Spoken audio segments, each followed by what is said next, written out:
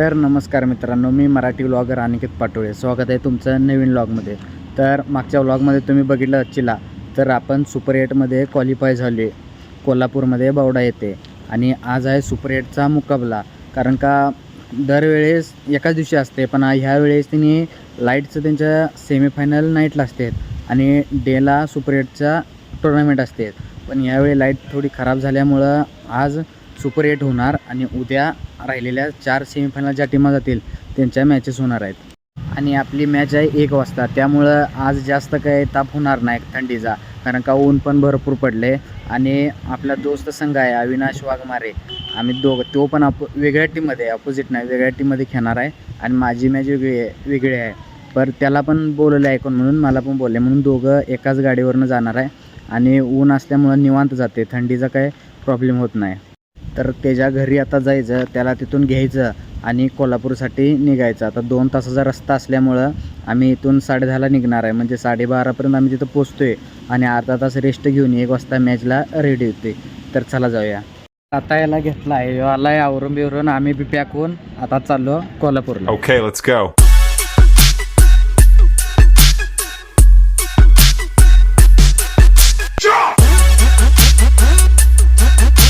तर आता कोल्हापूरमध्ये आलो आहे आणि बरोबर टायमात आलो आहे. गाडी निवांत चालवत आलो आहे, कारण का ह्याचा फायदा काय आहे, लवकर निघलं की निवांत यायला येते, गडबड होत नाही. वेळा निघलं की गाडी पळवायला लागते आणि रेस्ट घ्यायला मिळत नाही. आता अर्धा तास आम्हाला निवांत रेस्ट घ्यायला मिळते.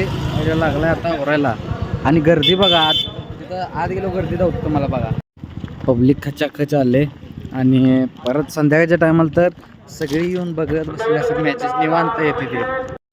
तर सुपर 8चा सामना होणार आहे. ज्या 4 टीमा जिंकल त्या खेळणार सेमीफायनल आणि ज्या 4 टीमा हरतील त्यांचा इथं दरवाजा बंद होणार आहे आणि इथूनच मग आता घरी जायला लागणार. आपल्याला बी नॉकआउट घ्यायला लागणार आहे. प्रत्येक टीमला रिस्क आहे, एखादा जर चान्स मिस झाला किंवा काय तर चुकी झाली तर त्याचं रूपांतर डायरेक्ट टीम बाहेरून डिस्क्वालिफाय होणारच आहे. त्यामुळं पूर्ण व्यवस्थित आणि सिरियस खेळायला लागणार आहे. मस्ती चेष्टा बिष्टा करून नाही चालत, कारण मोठी टुर्नामेंट आहे, पब्लिक पण लय आले, त्या मापानंच खेळायला लागणार आहे. तर मैदानात सामना सुरू आहे. हिंदलगा स्पोर्ट्स हिंदलगा विरुद्ध गोळीबार स्पोर्ट्स कोल्हापूर. आणि यांच्यात जो जिंकल तो आमच्याबरोबर क्वार्टर फायनलचा सामना घेणार आहे. तर मैदानात त्यांची मॅच चालू आहे आणि ती मॅच झाल्यानंतर जो जिंकेल त्याचे कंपन्यासोबत मॅच असणार आहे.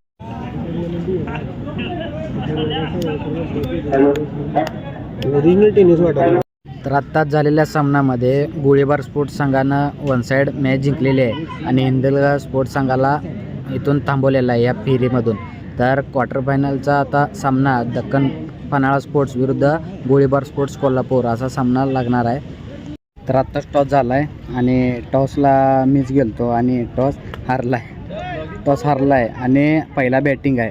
तर 6 ओव्हरची मॅच असणार आहे. तर जास्तीत जास्त स्कोअर करण्याचा प्रयत्न करेन. तर आत्ताच मॅच झाली आणि बॅटिंग पूर्णपणे जशी आम्हाला पाहिजे होती तशी झाली. 8 ओव्हरची मॅच होती. 8 ओव्हरला आम्ही 94 गेलता आणि ऑपोजिटला मुंबईची टीम होते. चांगल्या टीमवर चांगलीच खेळलो, पण शेवटी बॉलिंग लाईन जरा असे चुकले, त्यामुळे मार खाल्ला आणि त्यांनी 1 ओव्हर राखून आम्हाला 94 चेस केला. वाईट तर असं जरा वाटायला लागलं की पूर्णपणे मॅचवर होतो.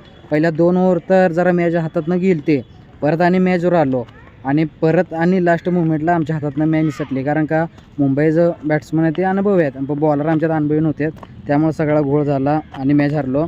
आता अविनाशची मॅच आज चालू आहे मैदानात आणि ती झाली. आता त्याची मॅच बघत बसली, ती झाली की इथून निघायचं आवरून. तर आता जरा जायचं. आता वाजले 4. दिवसभर अजून सकाळनं काय खाल्लं नाही, दिवस मावळला. आता थोडा नाश्ता करायचा आणि मग येऊन मॅच बघत बसायचं राहिलेली. तर आता अविनाशची पण मॅच झाल्या आणि मॅच त्यांची तर अशी झाली की त्यांनी पण 8 ओव्हरला 90 गेलता, 91 धावा करायला होत्या, पण पूर्णपणे लास्टपर्यंत मॅचवर त्यांनीच होते. फक्त एक बॉलरला 20 मारला. तिथून मॅचवर हारलेले मॅचवरती परत मॅचवर आलेत आणि तिथून त्यांनी पण बाहेर पडलेत. आता तो पण नाराज आहे, आम्ही पण नाराज आहे, कारण आम्ही दोघांनी बी जिंकलेल्या मॅच हरलेत. त्यामुळे आता कसं तर वाटायला लागले. पण आता जायचं घरी, आवरले पूर्ण पॅक होऊन. अविनाश बी आवरला आहे आणि इथून पुढे जायचं घरला, लांब जायला 2 तास लागणार आहे.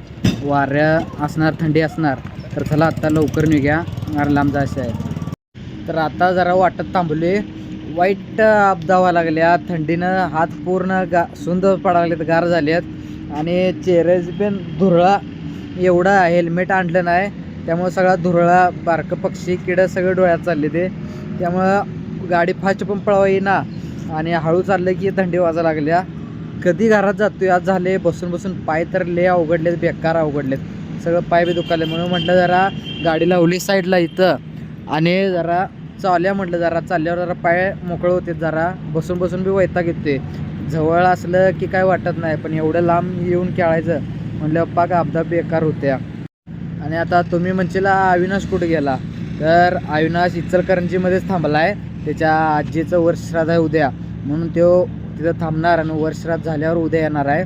मग परवा दिवशी आणि लगेच आम्ही मॅचला जाणार आहे. तर थंडी वाजल्यानं पूर्ण पॅक झाली. बॅग बघा पुढं घेतल्या आणि बॅग पुढं घेतल्या, बॅटचा कवर मागं कमरेला अडकवला आहे आणि असं आता इथं बघा मागं. आणि असंच गाडीवर बसायचं गाडी चालवायला, कारण एकटाय धरून बसायला येत नाही. त्यामुळं हे जुगाड करायला लागते. आणि क्रिकेट खेळायचं आहे म्हटल्यावर तेवढं सॅक्रिफाईस आणि स्ट्रगल करायला लागते. तर चला जाऊया, अजून 1 तास लागतोय जायला. आणि वाटत व्हिडिओ केला आहे, डांबाखाली थांबून इकडं व्हिडिओ केला आहे. आणि जर क्लिअर नाही आलं तर थोडं ॲडजस्ट करून घ्या, कारण का सुरुवात आहे आपली. तर चला जाऊया. तर मित्रांनो, आता आलो आहे आपण आपल्या घरी. सकाळी निघलेलो 10:30 वाजता इथून आणि आता वाजलेत 9:15. म्हणजे पूर्ण दिवस ह्यातच गेला आहे. आणि मॅच तर काय थोडक्यात हारलो, त्यामुळं त्याचं पण कसं तर वाटायला लागले. पण अंग एवढं दुखा लागले, बसून बसून कंबरेची पाकवाट लागल्या. तर आता जायचं घरात. सकाळ जर अन्न खाल्लं नाही, म्हणजे जेवणाचा एक तुकडा खाल्ला नव्हता. पण आता जाऊन जेवायचं आणि रेस्ट घ्यायचं. तर भेटूया नवीन व्लॉगमध्ये. Bye bye.